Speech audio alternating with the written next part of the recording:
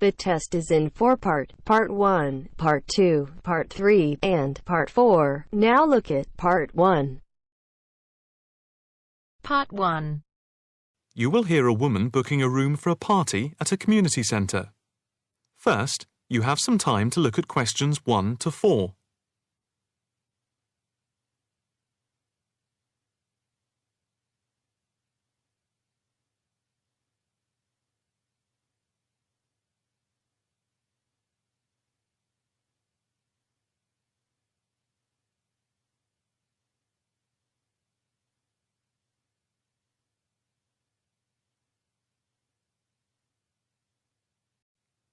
Now, the test will begin. You should answer the questions as you listen, because you will not hear the recording a second time. Listen carefully and answer questions 1 to 4. Hi, good morning. My name's Pete. How can I help you? Hi, my name's Maria Lincoln. I understand you hire out rooms in the community centre as venues for parties? Yes, we do. We've various sized accommodation. It depends on what you're looking for, really. We're looking to hold a party, a children's birthday party, and we need a room that will hold about 70 people, with space for a small disco area, games, dancing, and food. Well, we have a large room, and it would certainly hold at least 100 people comfortably. It's used a lot for parties and things like that. That sounds as if it might be suitable. I've tried various venues, and they're either booked up or they don't hold enough people. Can you tell me when you were thinking of holding the party? I know it's short notice, but we wanted to hold it Saturday week. That's September 15th. Let's have a look. Yes, you're in luck. The Mandela suite is free then. I'll just write that down. Mandela.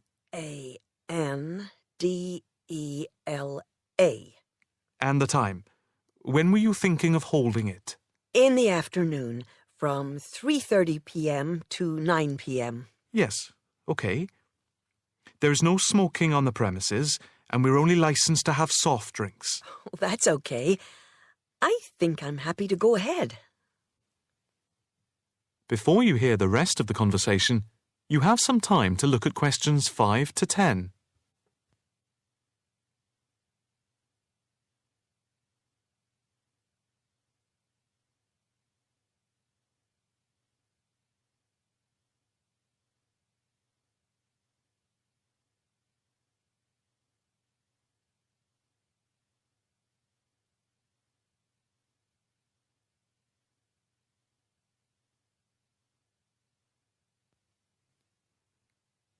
Now listen and answer questions 5 to 10. Can you just give your postcode? Yes, it's PA5 7GJ. Fine. And the flat and street number? It's flat number 40, and the street number is 35. Okay, so that's flat 40, 35 Beaches Street. Yes, that's right. And a contact number? My landline is 223279 with the code. But I'll give you my mobile number, which is 07897 293381. Okay, 293381. Can you tell me how much it will cost? It's quite reasonable, actually. It's £115 for the hire of the room, with tables and chairs. But if you want to hire disco equipment, we've got a basic system with speakers and other equipment for £25. But there is no technician around in case anything goes wrong. And, of course, it's optional. That would save us carting something from home, but maybe we should bring a spare sound system just in case. We've never had any problem with the system, but you might not want to take any chances. What about catering? Well, we had thought of getting everyone bringing something. We have someone who can do catering for £9 a head, including the cake if required. That's handy, but It's a lot, as we have a fairly tight budget. So, you want to go ahead with the booking? Yes, certainly. OK. I need to take a deposit of £30, which is refundable. The balance needs to be paid 2 days before the event at the latest. Fine. You can cancel up to 2 days before, but after that you lose the deposit.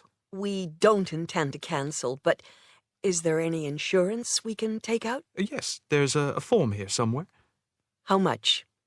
It's, let me see. It's only £9 for the 24-hour period, and that covers you for cancellation, damage, and injury. Well, at least we'd better have a look at it. How would you like to pay the deposit? Cash. I'll just give you a receipt. There you are. 10, 20, 30. £30.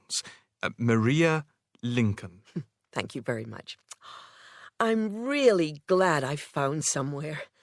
We have been trying to book a place for the past 2 weeks, so thank you again, and bye for now.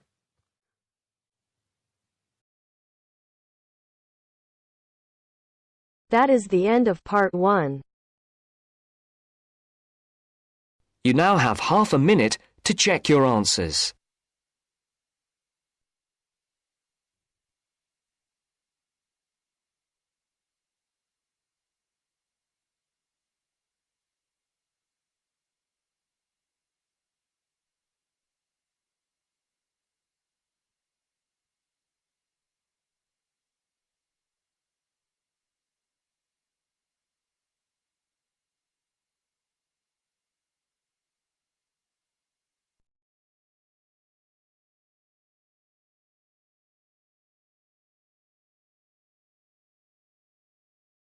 Now turns to part 2. Part 2. You will hear a talk by a counsellor on plans for the development of an old industrial site. First, you have some time to look at questions 11 to 13.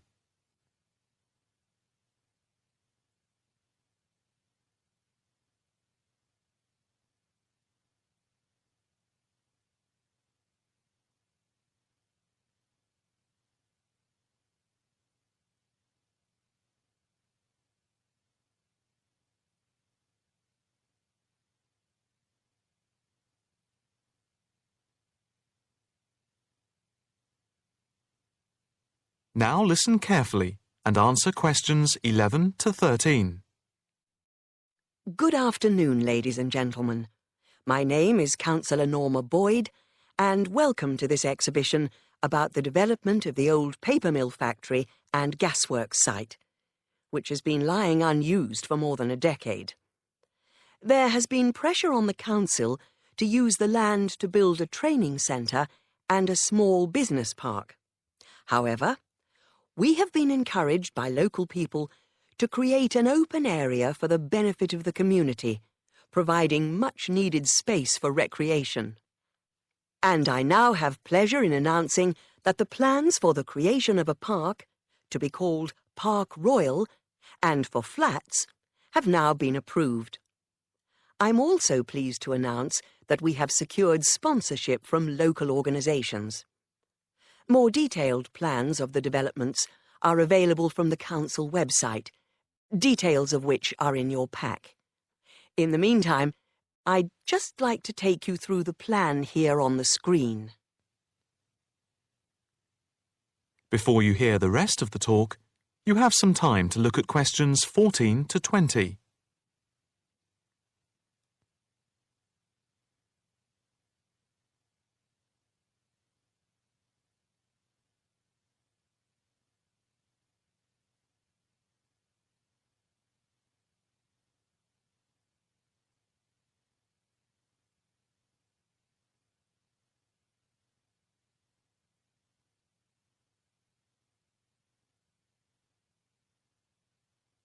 Now listen carefully and answer questions 14 to 20.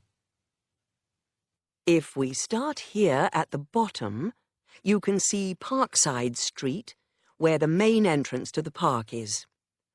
On the left of the entrance, in the bottom left-hand corner of the plan, there will be a block of 40 studio flats, On the other side of the entrance, there will be some workshops for local businesses.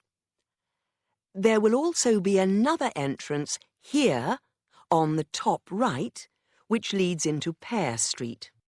Here, in the centre of the park, we will have an ornamental lake with paths radiating north, south, east and west to the different areas of the park. In the top right-hand corner, just by the Pear Street entrance, there will be a large sports area with 2 football pitches and 4 tennis and volleyball courts. Just here, beside the pitches, on the same side of the path, will be an outdoor swimming pool. Now, in the top left-hand corner, a walled flower garden is planned with a rockery and a water feature with walkways, seats and lots of shady areas for the summer. Next to this, a sculpture garden is also planned. Now, let's see. Just here, below the walled garden, there will be a grassy amphitheatre with a permanent covered stage for open-air concerts. We hope that local schools and colleges will use this theatre to showcase student work. In the bottom left-hand corner of the plan, you can see that above the block of flats there will be a play area for children, and directly to the right of this, just near the main entrance, there will be a wild area. More trees will be planted here, and in the middle will be built an educational centre for use by local schools to encourage children to take care of the wildlife and look after the trees and plants. And finally, in the bottom right-hand corner of the park will be a cafe, opening on to Pear Street. And now for questions. If anyone would like to ask anything, I and my colleagues are only too happy to oblige. Yes, the lady in the front row, if I could have your... That is the end of part 2. You now have half a minute to check your answers.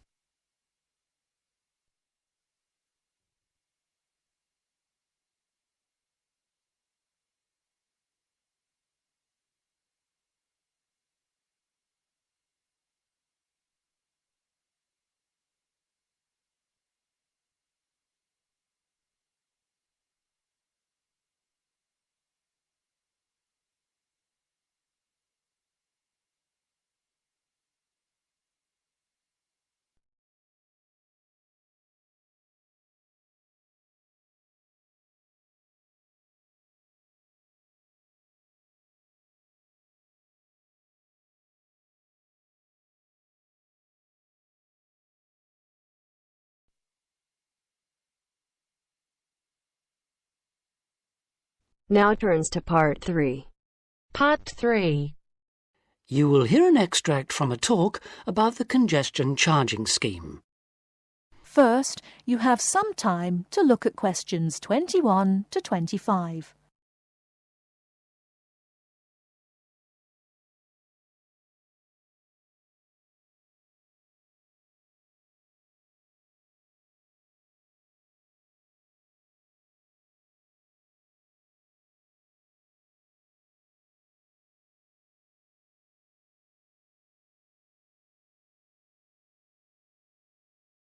Now, listen carefully and answer questions 21 to 25. For more practical details, I'll pass you over to John Ward from the London Tourist Agency. Thanks. So, that was a brief introduction to the congestion charging scheme. But if you're actually going to be driving your car in London on weekdays, there are a few more details you will need to know. Firstly, you don't need to worry about paying all the time. The charge applies between 7 in the morning and 6:30 in the evening, Monday to Friday. You'll be pleased to hear, however, that because the scheme is intended to reduce traffic during busy working hours, evenings and weekends are free. If you enter the zone during the charging times, you'll be eligible to pay the standard charge of £8, which you can pay until 10 o'clock on that day. After 10 o'clock, this charge rises to £10. But be warned, If you fail to pay before midnight, you will have to pay an automatic penalty charge. In other words, there's no escape. Let's move on to paying. The charge, as I've said, is £8 a day, and the authorities have set up a number of systems to make it easy for you to pay, or rather to ensure that nobody has a good excuse for not paying. So, using your credit card, you can pay by phone, by text message, or on the internet. The other option is to go to one of the 200 pay points inside the zone, or the 9,500 pay points elsewhere in the country. If you know you're going to be driving in and out of London on a regular basis, you can buy weekly, monthly, or annual passes, rather like a railway season ticket.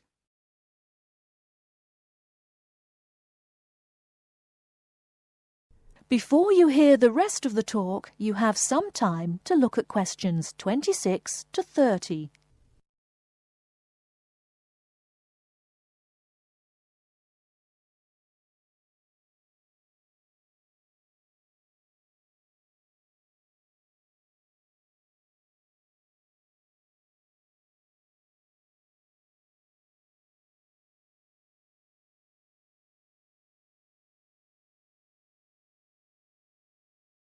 Now listen and answer questions 26 to 30.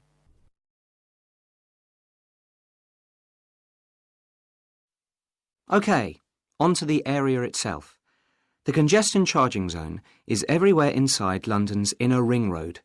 For those of you not familiar with London's road system, this includes the City of London, that's the main financial district, and the West End, the commercial and entertainment centre. If you're still not sure, there are very clear signs on all roads which indicate when you are entering the area. These are round and have a white letter C on a red background. The scheme is policed by cameras which photograph all cars entering the area and send them to a computer which can recognise all British and European car registration plates. If you pay the £8 charge, you'll find London a little easier to drive round than it was before the charge was introduced. But if it's all too much trouble and you decide to leave your car at home, then you are left with public transport. That's trains, buses, taxis, or the underground. Some of the money from the congestion charging scheme is being used to upgrade public transport, so you should see improvements there. And because of reductions in the number of private vehicles on London's roads brought about by congestion charging, buses and taxis are providing a quicker, more efficient service than they did in the past. OK, I've covered the main details that you need to know. That is the end of part 3. You now have half a minute to check your answers.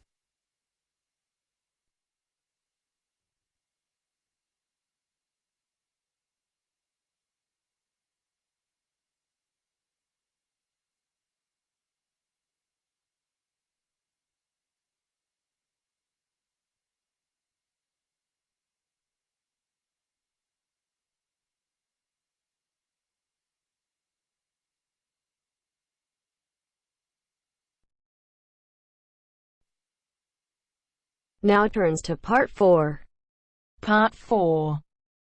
You are going to hear the first part of a lecture on American culture and American customs. First, you have some time to look at questions 31 to 40.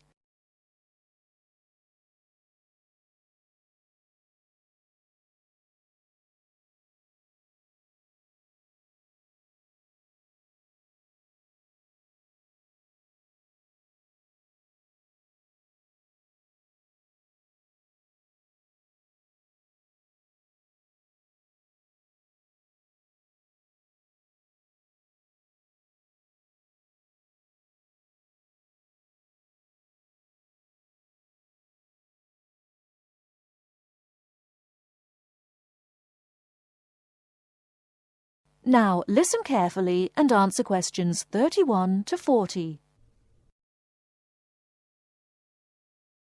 Well, last week we talked about American education, and today I'm going to discuss American values, characteristics, personal habits and courtesies.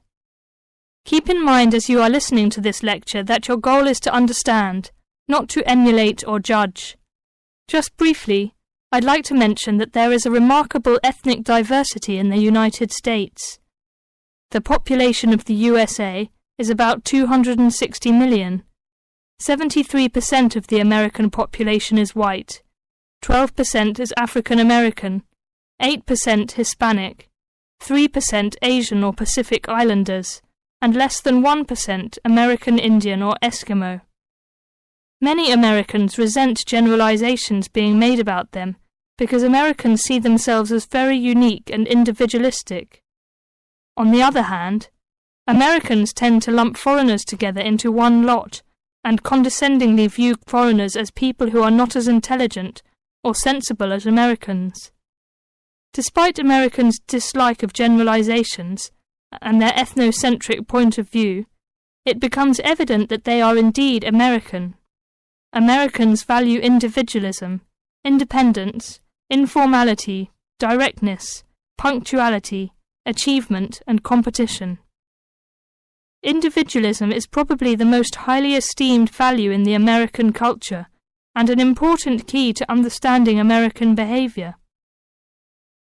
In the historical development of the country, individuality was crucial for survival. If you asked Americans to characterize the ideal person, they would probably use adjectives such as autonomous, independent, and self-reliant. Persons tend to be viewed as individuals rather than as representatives of a family or a group. Here are some examples of how this value affects behaviors. 1.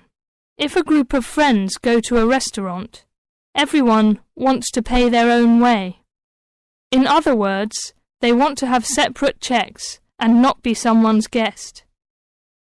2. In friendships, which seem to initially develop more quickly in the US than in other cultures, the Americans may feel uncomfortable if you give them more help than they need. This is a tendency to draw back and see dependency as weakness. In some ways, the stress on the individual rather than the family or group has led to a more informal society. Sometimes this lack of formality is viewed by members of other cultures as a sign of lack of respect. But that is not the intention in the American value system. This informality is even more predominant on the university campus than in other segments of society. Some ways in which you might see this value expressed in behaviors are: 1. You will generally be on a first-name basis with other students, in spite of any age differences. 2. Dress is very informal on campus. 3. Language is informal and sometimes confusing. Phrases like "see you later" and "drop by any time" are not meant literally. They are informal ways of saying goodbye. Americans are direct. Honesty and frankness are more important to Americans than saving face. They may bring up impolite conversation topics which you may find embarrassing, too controversial, or even offensive. Americans are quick to get to the point and do not spend much time on formal social amenities. This directness encourages Americans to talk over disagreements and to try to patch up misunderstandings themselves, rather than ask a third party to mediate disputes. It is particularly interesting to see what behaviors have culturally become associated with straightforwardness. 1. A firm handshake somehow has come to be interpreted as a sign of sincerity. 2. Looking at a person when you speak to him or her gives an indication of honesty. 3. In a question of honesty versus politeness, honesty wins. It is considered better to refuse graciously than to accept an invitation and not go. 4. You will be taken at your word. If you refuse food the first time it is offered, to be polite, it may not be offered again. An American will not know that your initial refusal is politeness. Great value is attached to time in the US. Punctuality is considered an important attribute. As with all values, there are different rules of acceptability in different cultures. In the US, you should be present for school or business appointments at the exact time agreed upon. In social appointments, you can arrive 10 to 15 minutes after the agreed upon time without giving offence. If you are invited somewhere for dinner and are more than 15 minutes late, you will need to offer an apology and an explanation. A phone call explaining you have been detained and will be late will save face for you and patience for the other person. Americans also value achievement and competition. The American style of friendly joking or banter, of getting the last word in, and the quick and witty reply are subtle forms of competition. Although such behaviour is natural to Americans, you may find it overbearing or disagreeable. Americans are obsessed with records of achievement in sports, and sports awards are often displayed in their homes. Also, sometimes books and movies are judged not so much on quality, but on how many copies are sold, or on how many dollars of profit are realized. That is the end of part 4. You now have half a minute to check your answers.